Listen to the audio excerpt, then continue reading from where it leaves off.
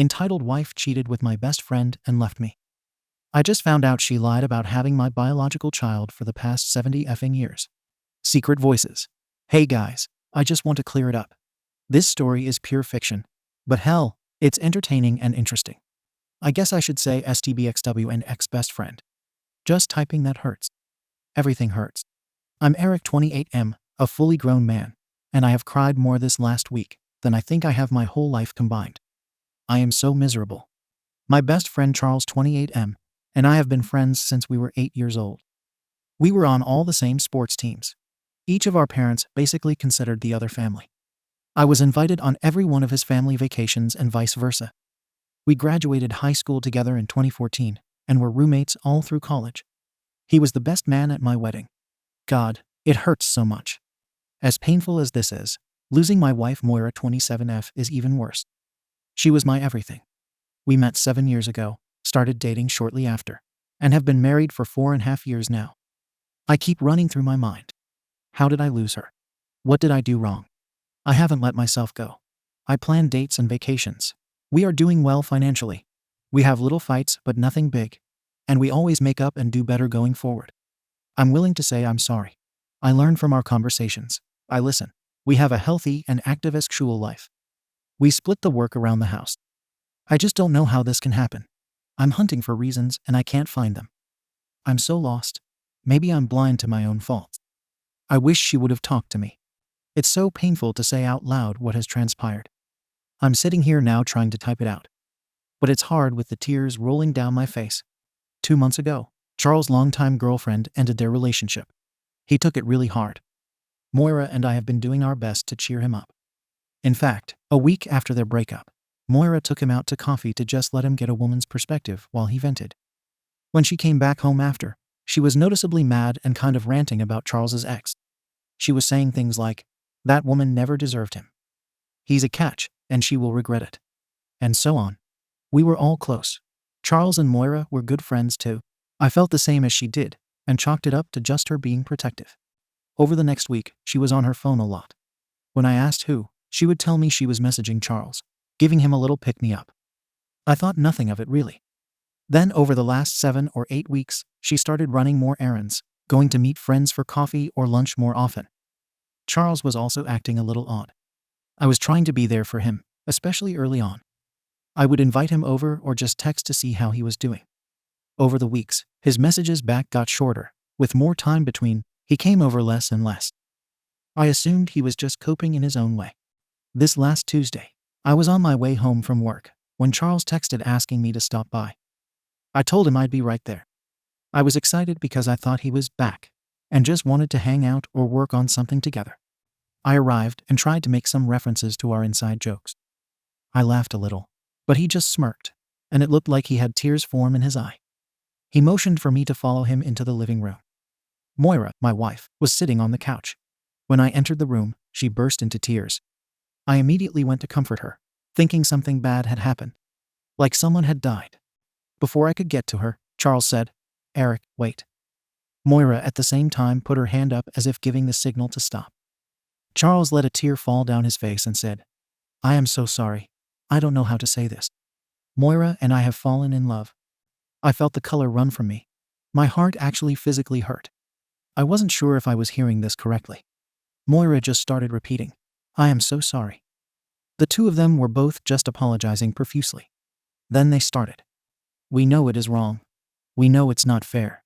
But we are in love, and we can't deny it. We didn't mean for this to happen, but it did. We still care for you.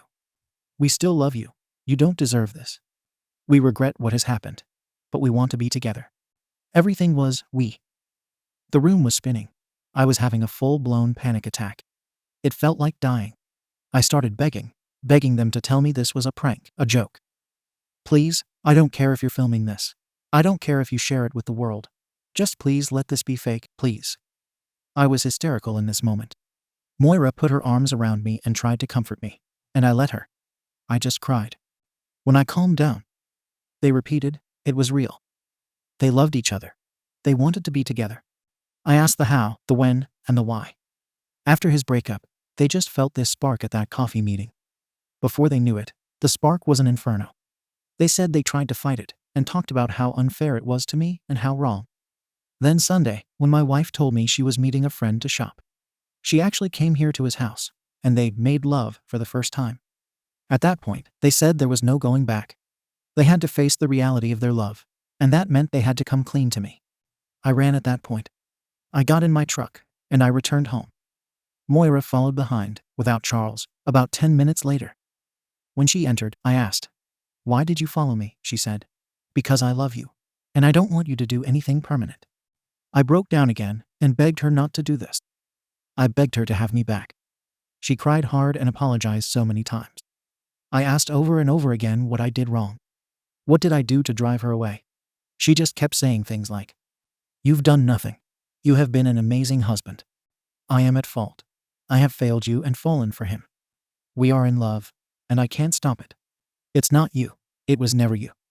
You deserve great love and everything that comes with it. I'm so sorry I failed to give you that and never will be able to." Once I was calm again, she packed large suitcases with most of her stuff. She left that day. She moved in with Charles. In the past week, I have received multiple apologizes from both of them. Moira has been trying to check on me, telling me she loves and cares for me, and that she's here if I need her. I've left them mostly ignored. Moira told me she was extremely worried about me and asked for me just to confirm I was physically okay. I did send back yes, then felt bad about responding. She didn't deserve to know. Both Charles's parents and Moira's parents have called me this week. I answered both calls. The calls were very similar. The gist was they love me, care for me, and are so sorry. They are angry, disappointed, and hurt by their child's actions. They won't cut them off or anything because they love their child, but they can't look at them right now. My family has been supportive, but they live pretty far away. My mother dropped everything and came to be with me for 3 days, but I had to go back for work. My little brother has been checking in, but he has the emotional depth of a tin can. I still appreciate his efforts. I don't know how I'm going to survive this. It has changed my entire outlook on life. How could this happen? We had a great marriage. I know everyone thinks they do, but we really did. I tried. I really tried. Moira has said so many times that I did nothing wrong, that I was everything and more. But this still happened. If you can do everything right and this still happens, then it is inevitable. I'm so hurt. If the two most important people in your life can betray you, how can anyone trust anyone? Update. It's been 2 months since my last post. Thank you to all those who offered support and kind words. I am still reeling. My 28M family is trying their best to support me. Moira 27F still messages some to check on me. She was doing this almost daily and offering apologies and support. After 2 more weeks of that, I finally replied, "Please stop. You're hurting me far more than you're helping." Now she only checks once a week. Monday, just as work was ending, this somewhat official-looking person came in and presented me with divorce papers. I went home and just sat there staring at it for the longest time before opening the envelope. I finally did. I guess you could say she's being generous. I get the house, no split, no buyout. I don't want it. We bought it just 16 months ago. I remember that day and the process. We were so excited, so happy. 3 bedrooms because when I turned 30, we were going to start having a family. At least 2 kids. The work we did to this place. These walls are the colors she picked out. The his and hers sinks in the bathroom we installed together. I can't keep living here. Too many memories. All the cookouts and game nights with Charles. In my lower moments, I just want to burn it down with me in it. The rest of the stuff in the papers is straightforward. She took all of our small amount of credit card debt. She left me $11,000 of the savings, taking only $3,500. I guess she's trying to literally pay for my pain. Amongst the papers was a note written by her. Another apology and request to talk. Also a warning that she and her brother Kevin would be by Tuesday to collect the rest of her things. When I got home after work, they were all waiting for me. There were 2 trucks. Moira and Kevin were waiting on the front porch. I could see Charles 28M was parked across the street and sitting in his truck. I walked up, and Moira looked like she was going to cry again. I'm sure I looked terrible. She tried to hug me, but I put my hand up. I pointed towards Charles and said, "What is he doing?" Moira said. "He doesn't feel right coming in and says he has no right to be in your home. We needed him to drive one of the trucks." I shook my head and let them in. Kevin did pull me aside at one point and apologize. He told me he always considered me a brother, and that this is a bad deal. He didn't really want to help, but it's his sister. They've always been close. I know he is here because they don't want me making a scene. When they loaded the rest of her personal things and the few pieces of furniture that were hers from before our marriage, Kevin said, "I'll be right outside." I had spent most of their visit sitting on the backyard slab, thinking about how Charles and I were going to build a deck on this very spot this summer. When I noticed that they appeared to be finishing up, I had gone back in. When Kevin walked out, I thought, here we go, time to dump another 10,000 tons of pain on me. I wasn't wrong. Moira told me she thinks she is 6 weeks pregnant. She didn't want me finding out from someone else or at a sensitive moment. She felt she owed it to me to tell me herself. I asked, was that an accident, or was the waiting until 30 rule only for me? She looked sad. I saw that little quiver in her lip. We want a family now. I went off birth control the same day I moved in. I'm so sorry for how this all happened. I sat down on the couch. She took a step towards me, then stopped. She turned and went for the front door. So much suffering, I couldn't hold it in. Was I just a placeholder? Is Charles who you always wanted? Did you pick me because it meant you'd get to be around him? I just don't understand. You've been in each other's lives for years. I've never suspected anything. The most he's ever said about you that would lead me to think anything was that I am a lucky man. I just don't get it. I had tears again. She turned and ran back over, putting her hand on my back. She was direct in tone. No, nothing like that. Nothing had ever happened between us ever. I loved you. You are amazing. This just happened. It just happened. I'm sorry. It's so wrong. But we can't stop. I'm so sorry. At that point, she turned and ran out of the house in tears. I'm left here, alone, picking up the pieces of my own shattered life. Update. I figure most of you have never heard my story. The last post I made is linked at the top. Eric 35M was betrayed by my best friend Charles 35M and my then wife Moira 33F. In the years since then, I have tried to move on and have a life. I just can't get past what happened. These two I cared for more than anything else in my life. I was a good friend and a great husband. They even said so themselves. If this can happen despite me doing everything right, how can I ever trust anyone again? I haven't been able to. I have attempted to date a few times, but each time I have sabotaged the relationship from the start. My mind can't help but think the worst. To give an example, I was dating this woman, AmITheA. We were really hitting it off in those 3 weeks. She canceled plans on me late one night, but said she would message me later. I sent a few intrusive texts asking where she was going and why so last minute. She ignored me that night, and I had a panic attack. The next day she asked me out to lunch, and while we were there, she told me she felt I came on a little strong and controlling the night before. She had a family situation, and it wasn't really my business considering we've only been dating for 3 weeks. I broke down a bit and told her I had some past trauma that left me with an extreme trust issue.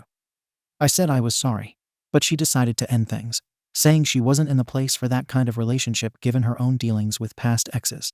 This is pretty much how all my dates end eventually. I don't really have friends anymore. Most of my mutual friends with Charles or Moira chose me and cut them off when the whole situation went down. I was broken though. I didn't want to do much, but I appreciated the few pop-ins and calls. I just wasn't the same person. Eventually, I drifted from them all. Some of them even went back to being friends with them. I've done well at work. There's nothing to distract me from work. I am in incredible physical shape. Therapy has not worked. I've been to 3 different therapists. I see my family when I can, but they can only do so much. That brings me to the point of this update. I ran into Charles and Moira. I went to the mall recently. The holiday season is usually the only time I ever go there. I came out of a store, turned right, and there they were. 2 sons with them. One looked to be about 5, the other in a stroller about 2. We met eyes, and I froze. Moira just said, "Eric." I turned and went in the complete opposite direction at that point. As I was fleeing, I heard a fast approach, and Charles yelled, "Eric, wait, please." I don't know why, but I stopped.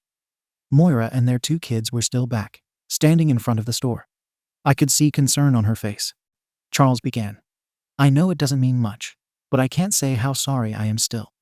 We still think about you. We still hurt for what we did to you. I know you can't forgive us, nor do we deserve it. Let me start over. I ran into your brother maybe 6 months ago. I asked about you, and he had some choice words from me. He was always a hothead." He chuckled and looked at me sheepishly, I think hoping I would respond in any way. He told me that we destroyed you, that you haven't moved on. You have a hard time meeting people, dating. He really chewed into me and told me what a piece of SHT I was. I hate seeing you like this. I'm sorry. Please get help.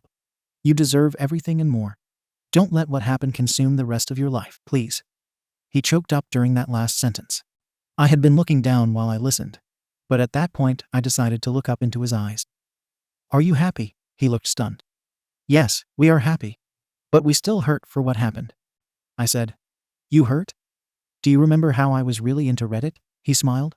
Yeah, I do. You used to talk all sorts of stuff and send us links to all those crazy stories and funny posts. I continued. I got into all the support for betrayal subs after you both left me. His smile erased. I heard the perfect analogy while in those. Imagine you are riding in the back of a car. The two people you love and trust the most are in the front. Everything is going fine. Then suddenly they start accelerating really fast. They are swerving all over. Then one slams the gas to the floor while the other yanks the wheel hard to the right. You smash into a tree at full speed. After the accident, the two people who wrecked the car got up, walked off, and had a few minor cuts and bruises. On the other hand, you're in the ICU. You're not sure you're going to make it. You've lost a limb. Your body is destroyed with broken bones and failing organs. It takes years of rehab to even walk again, much less run. But the drivers, they're fine. They feel a little guilty over the wreck, but otherwise they just get to keep on going. That's my reality. You hurt. Fine. I will never be the same. No amount of counseling, no amount of time will ever be enough. And believe me, I've tried. Remember that the next time you're hurting over what happened, it's not what happened. It's what you both did to me. I walked away at that point. They didn't follow and didn't try to talk. Just another day in hell. Update. I, Eric 59M, attended my 40-year high school reunion. I can't believe that much time has passed. I have so little to show for it. I have money, and that's about it. I could retire any moment, but I don't because then I don't know what I would do with myself.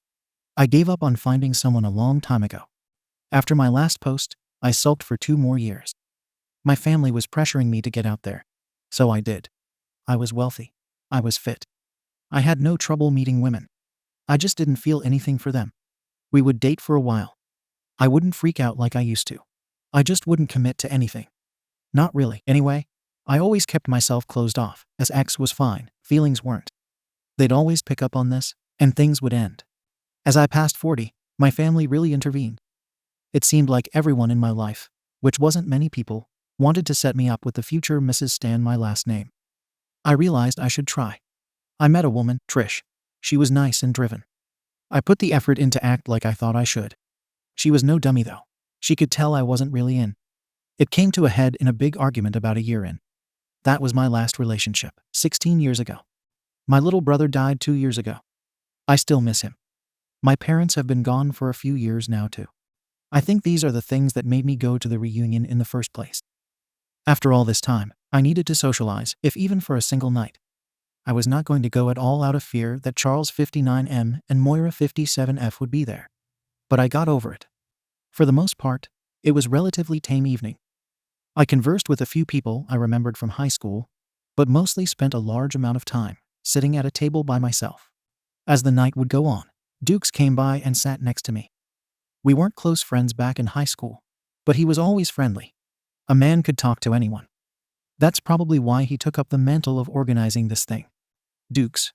Man, Eric, you've barely aged a day, it seems.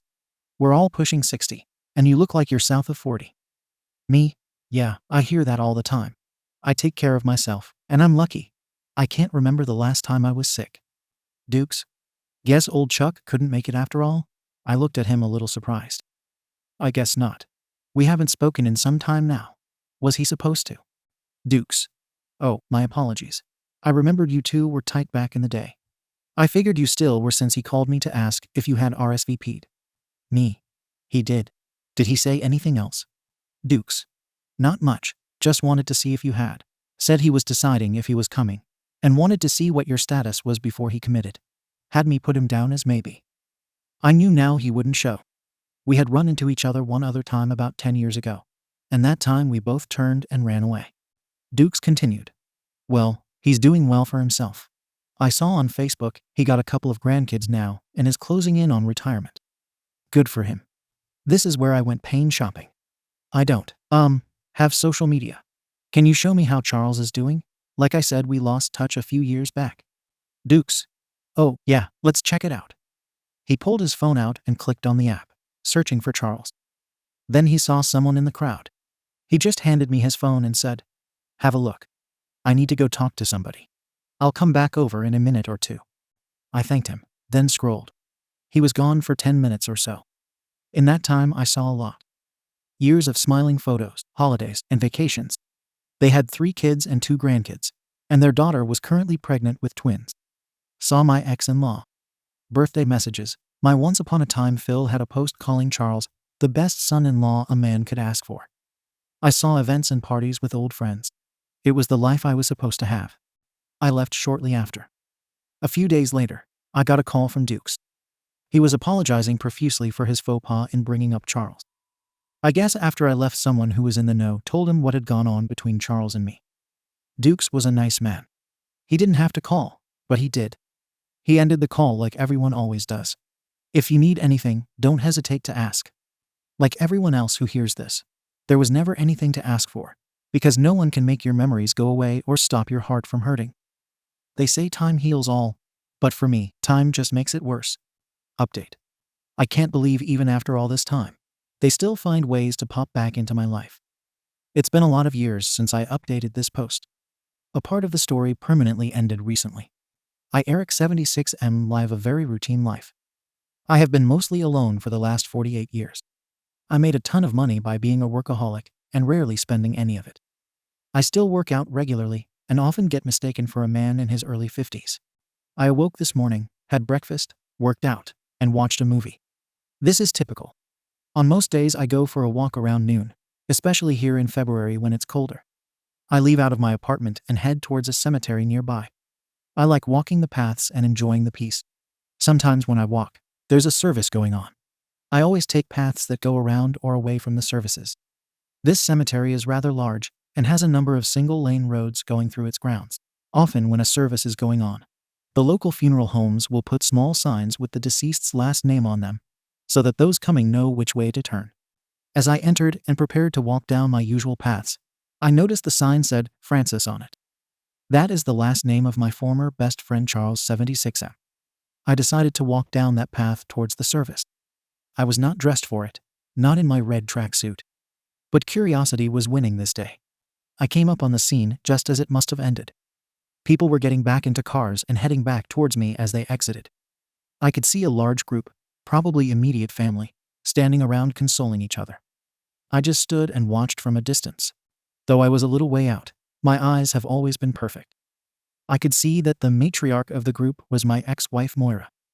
I hadn't so much as seen a picture of her in 15 years, but that was without a doubt a 75-year-old version of her. They got her in the car and were coming this way. As it went by, I stared into the cabin. The car went a few feet past me and came to a sudden stop. Moira appeared from the back passenger side. She looked at me with tears in her eye. "Eric, you've barely aged a day. I can't believe you came. Thank you." She rushed forward as quick as she could and threw her arms around me. I put mine around her. I was caught off guard by the gesture and just kind of went with it out of reflex. I don't think I had ever felt more awkward. I whispered in her ear warmly, "Moira." She looked up at me, and our eyes locked in. I kissed her, and she kissed me back, warm and tender. Then she snapped out of it and gasped audibly. She stepped back, eyes filling with tears. She said the words I never wanted to hear again, for I heard them far too many times. "I'm so sorry." Then she scurried into the car. I thought to myself, "Charles, I hope you were looking down just now. With any luck, I will be her last kiss. Take that, you dead F." I was about to turn and walk away when the driver got out and approached. He walked up, hand extended. I shook it. The man said, "Eric, right? I'm Scott, my mother's oldest. I don't know how to say this. I know all about your history with my parents. I want you to know they never stopped regretting, at least to some degree, what happened between you all. I hope you'll forgive my mother for her behavior just now. She's been hearing your name for the last few years. My father had dementia towards the end, and she has been enduring him asking where her husband Eric is for the past couple years and if he'll be back soon. Seeing you today was unexpected and a lot for her. So I'm sorry, he's gone now, and she's grieving. You understand, right?" I met his eyes.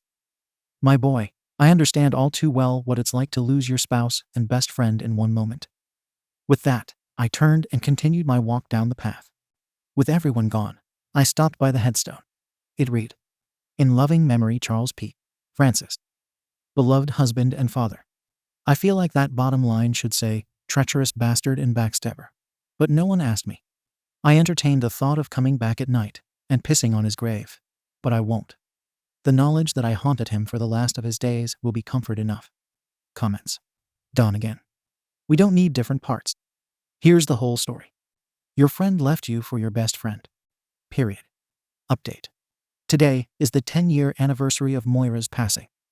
Eric 99M actually took the effort to print out her obituary. Moira Mackenzie Francis passed away after a long battle with breast cancer on May 5, 2085, at the age of 88. She was born to Sean and Teresa Thomas. After college, she became a teacher and later had a long and prominent career as the superintendent of schools for the West Cheshire School District. Moira was married to Charles P. Francis from January 1, 2025, to his passing on February 14, 2072. She is survived by her 3 children, Scott, Henry, and Jeannie. Her 6 grandchildren are Warren, Robert, Alex, Lorna, Aurora, and Kurt. And her 8 great-grandchildren, Logan, Sean, Rachel, Bishop, Elizabeth, Catherine, Allison, and Peter. Moira loved to spend time with her family and volunteer throughout the community. Services will be held at Wilson Funeral Home on May 8th at 10 a.m. She will be laid to rest next to her husband at Frost Cemetery. I have read this thing way too many times over the last decade. I let it haunt me to some degree. I've wallowed in sadness for 70 years because of her and Charles.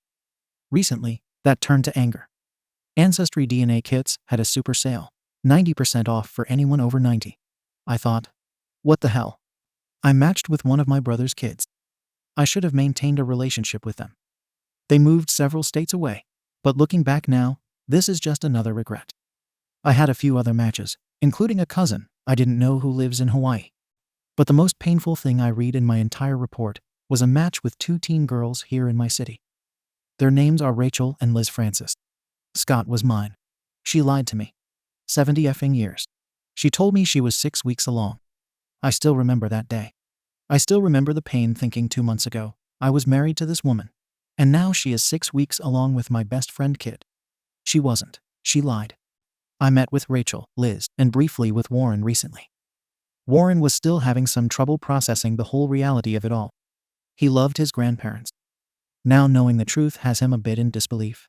But he did say he would like to visit me and find out more in the future. The girls have another sister named Allie, but she didn't meet with me.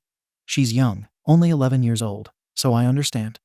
I got the usual from the girls. There's no way you are 100 years old.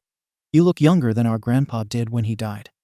Yes, my son died 2 years ago at the age of 68 from cancer.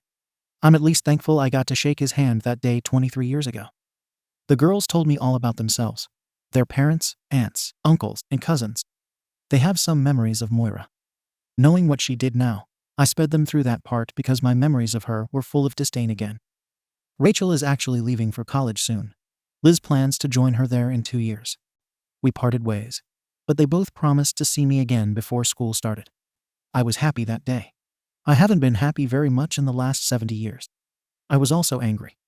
I never forgave them for what they did, but goddamn, I would have killed them myself if I had known they were hiding my son from me. Nothing I can do now, of course. I do hope Warren meets with me again and brings his brother Robert and my only great-grandson and eldest great-grandchild Logan.